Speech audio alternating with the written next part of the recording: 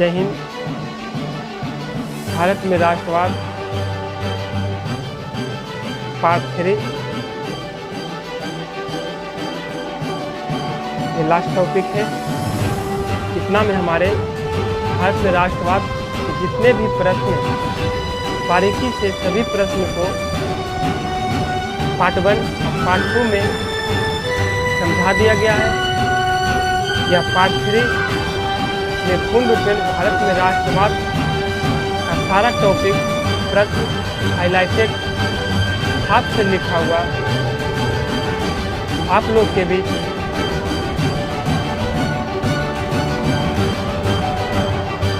YouTube के माध्यम से दिया जा रहा है। आप सभी विद्यार्थी जितना अधिक से अधिक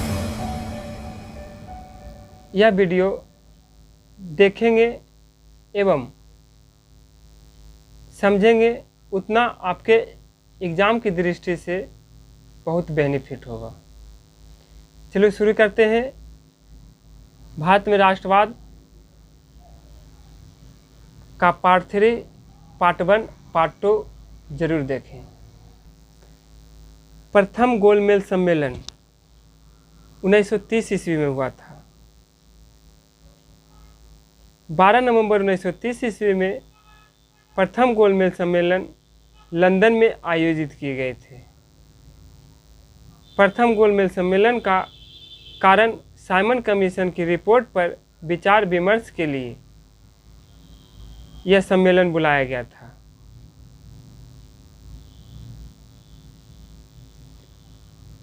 प्रथम गोलमेज सम्मेलन में 9 सदस्यों ने भाग लिया, लेकिन हमारे देश के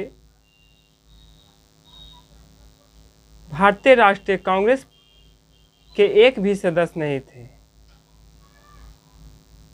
प्रथम गोलमेज सम्मेलन में लंदन के प्रधानमंत्री रैमजे मैकडोनाल्ड की अध्यक्षता में किया गया, जिसका परिणाम यह सम्मेलन विफल रहा।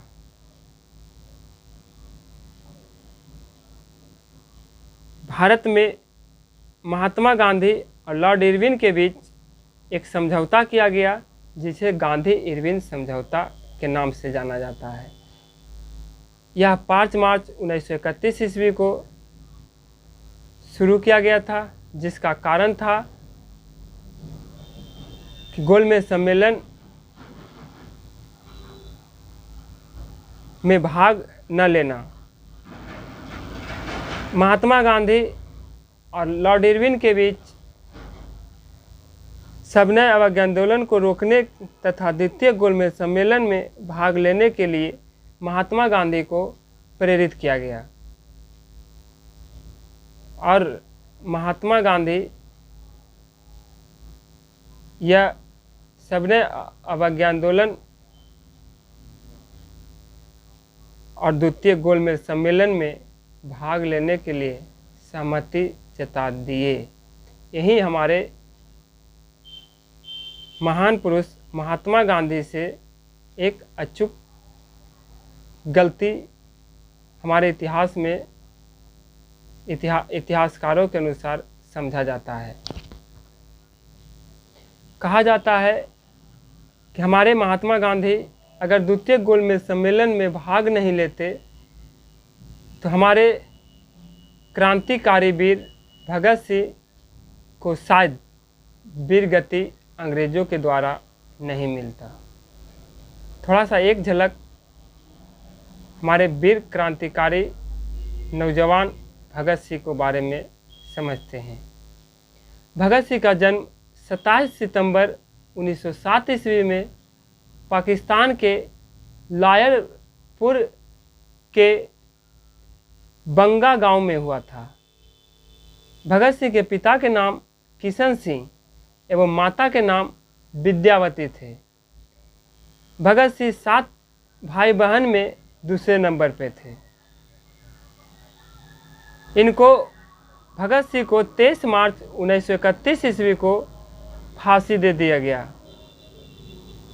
पिछले अध्याय में बताया गया इन्होंने 1929 ईस्वी में ब्रिटिश असेंबली में बम पटके थे एवं लॉर्ड इरविन की रेलगाड़ी को उड़ाने का प्रयास किए थे। भगत सिंह को शहीद ए आजम के नाम से भी जाना जाता है। भगत सिंह की सज़ा सुनाने वाले न्यायाधीश जेसी हिल्टन थे। इनके साथ और 2 क्रांतिकारी थे, भगत सिंह, राजगुरु एवं सुखदेव। इन तीनों को फांसी पर लटका दिया गया। तब से इतिहास के पन्नों में 23 मार्च प्रत्येक वर्ष शहीद दिवस के रूप में मनाते हैं। इन तीनों व्यक्ति को हमारी संस्थान की ओर से शत शत नमन एवं 27 फरवरी 1931 ईस्वी को चंद्रशेखर आज़ाद ने इलाहाबाद के अल्फ्रेड नामक पार्क में खुद को गोली मार ली। ये नौजवान भगत सिंह जैसे क्रांतिकारी वीरों में से एक थे।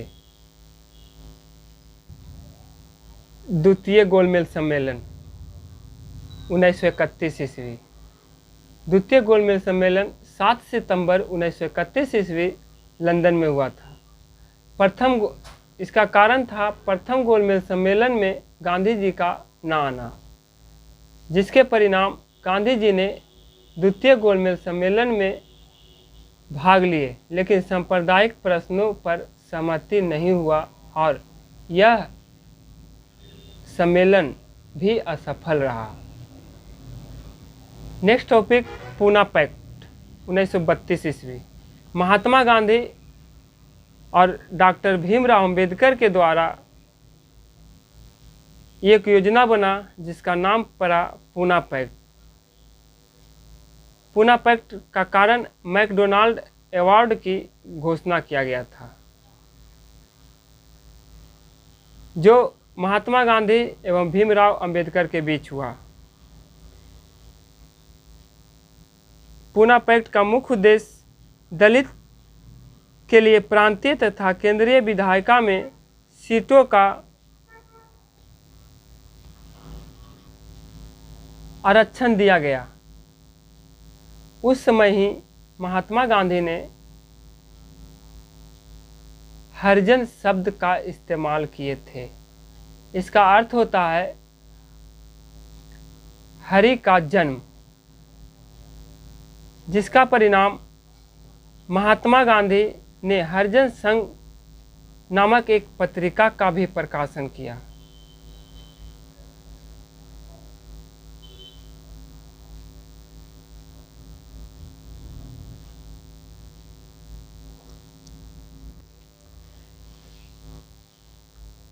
प्रथम गोलमेज सम्मेलन, द्वितीय गोलमेज सम्मेलन एवं तृतीय गोलमेज सम्मेलन, इसे शॉर्ट में याद रखेंगे।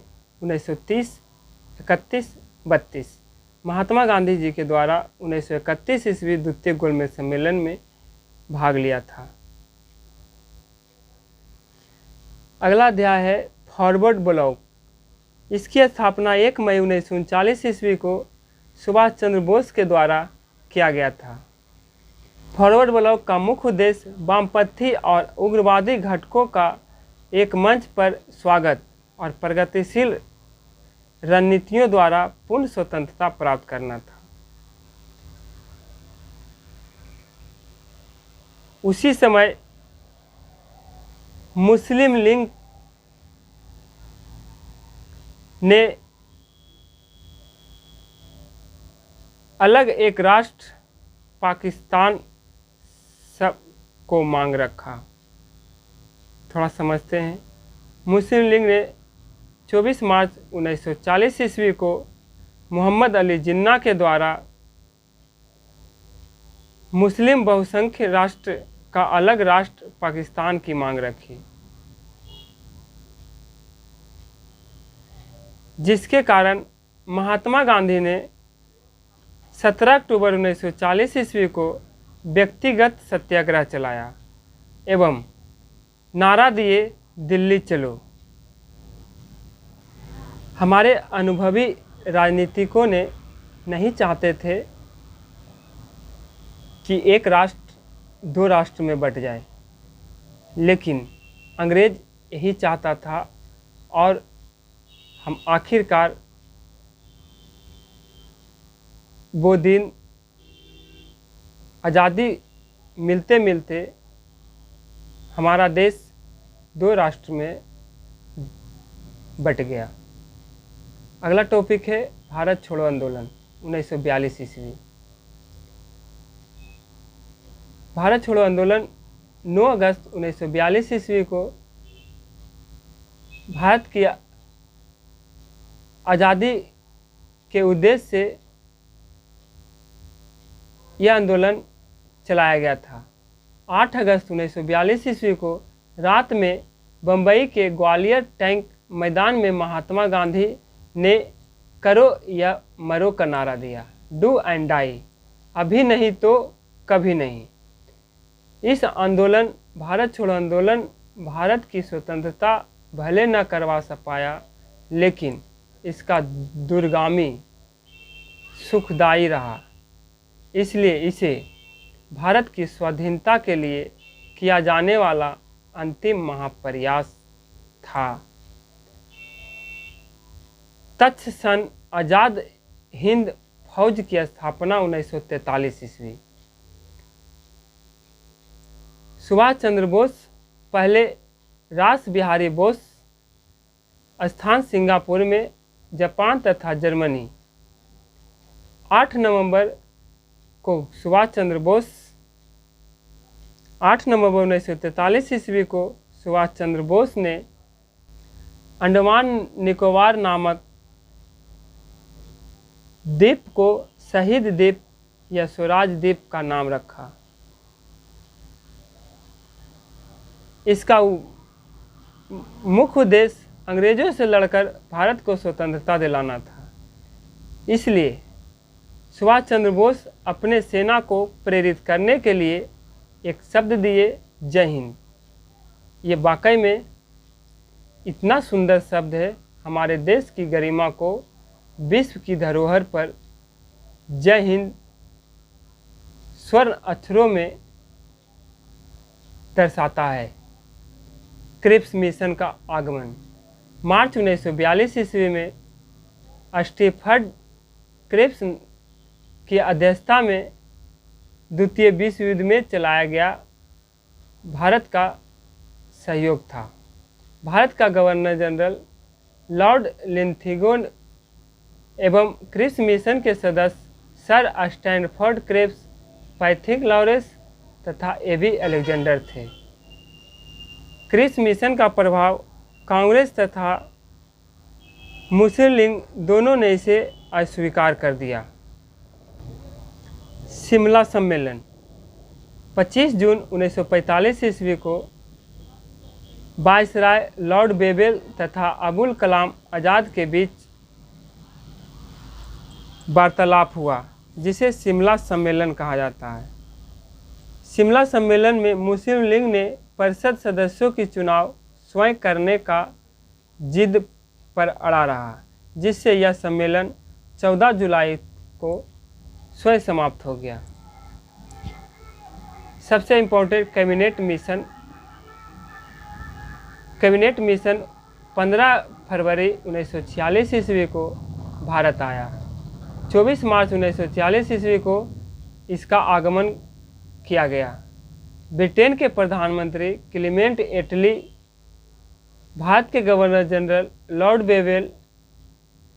कैबिनेट मिशन का मुख्य उद्देश्य भारतीय संविधान सभा की स्थापना पर बातचीत करने के लिए, और आखिरकार इस कैबिनेट मिशन के तहत हमारा देश का विश्व का सबसे बड़ा लिखित संविधान उभर कर आया। कैबिनेट मिशन के मुख्य सदस्य थे स्टैनफोर्ड क्रेब्स, पैथिक लॉरेंस, एवी एलेक्जेंडर, जिसका नेतृत्व पैथिक लॉरेंस कर रहे थे। मुस्लिम लीग ने 6 जून 1946 ईस्वी को कैबिनेट मिशन को स्वीकार किया और 16 अगस्त 1946 ईस्वी को प्रत्यक्ष कार्यवाही दिवस कोलकाता में मनाया।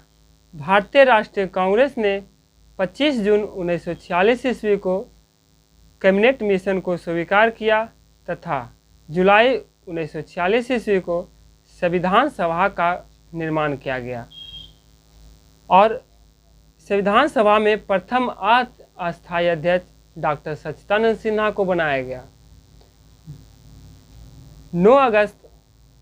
9 दिसंबर 1946 ईस्वी को संविधान सभा का प्रथम बैठक हुआ। 11 दिसंबर 1946 ईस्वी में संविधान सभा की दूसरी बैठक में बिहारी महापुरुष डॉक्टर राजेंद्र प्रसाद को प्रथम अध्यक्ष चुना गया। अगला टॉपिक है माउंटबेटन योजना 1947 ईस्वी।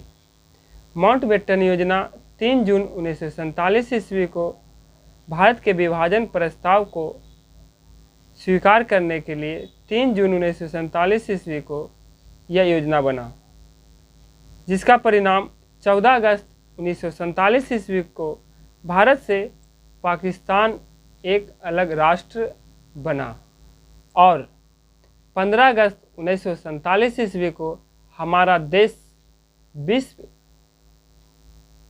की धरोहर में एक स्वतंत्र राष्ट्र उभर कर सामने आया। भारत आज़ाद 15 अगस्त 1947 को हुआ। भारत के आज़ादी के समय इंग्लैंड के सम्राट जॉर्ज सप्तम थे।